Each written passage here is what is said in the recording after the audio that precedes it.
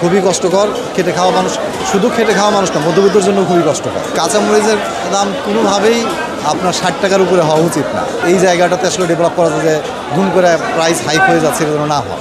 খুবই কষ্টকর, খুবই কষ্টকর। খেটে খাওয়া মানুষ, শুধু খেটে খাওয়া মানুষ না, মধ্যবিত্তের জন্য খুবই কষ্টকর। যে আসলে মানে দাম যখন প্রাইস হাইক হয়ে যায়, উপরে উঠে যায়, তখন আসলে এর আর উপায় থাকে না।